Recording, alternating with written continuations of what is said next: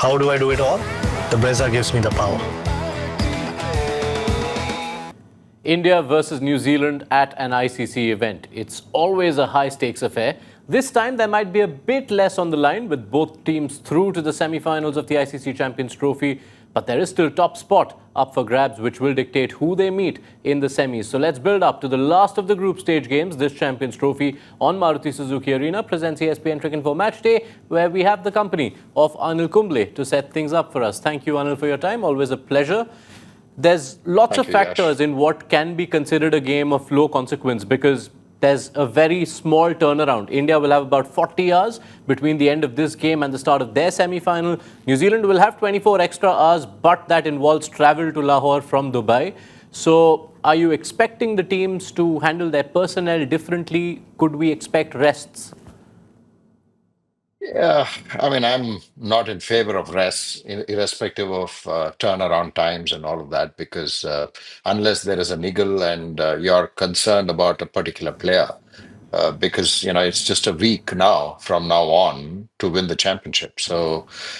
At this stage, you don't want to sort of meddle with the combination unless it's a forced meddle. If someone's carrying a little bit of a niggle and then you're a bit concerned about them, then maybe, we saw Mohammad Shami had a little bit of a shin issue in the last game. So maybe if he's still feeling a bit, then maybe, not him. Otherwise, I guess, you should just go out and play.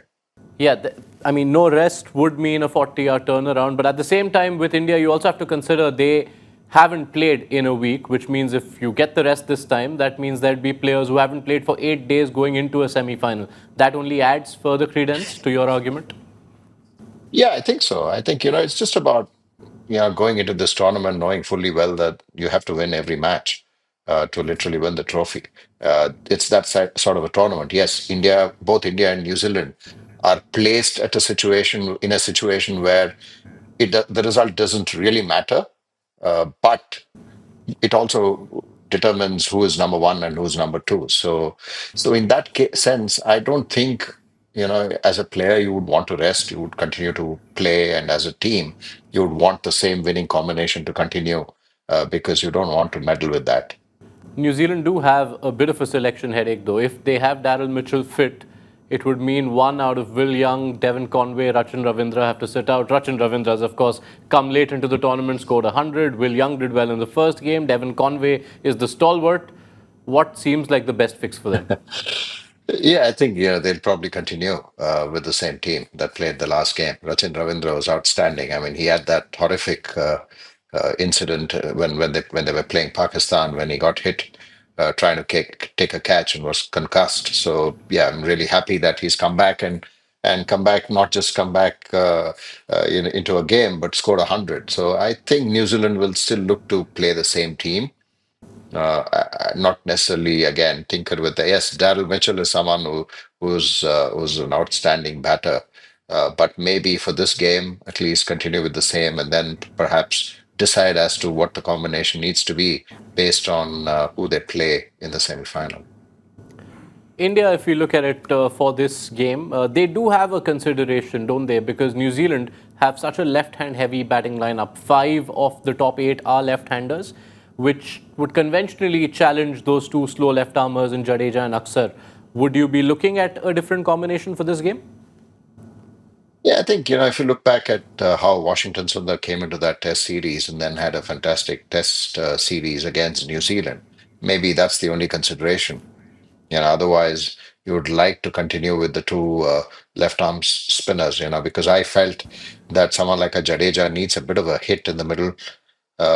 So, if you want to then sit out, Akshar is the one, but Akshar has had a really nice tournament, so you won't want to tinker with that. And again, Kuldeep has just picked up 3 wickets, so that confidence needs to be high. So you need to sort of continue with that. So I'm not really sure whether India will look to bring in Washington Sundar, although there is a case just because there are 5 left-handers in New Zealand.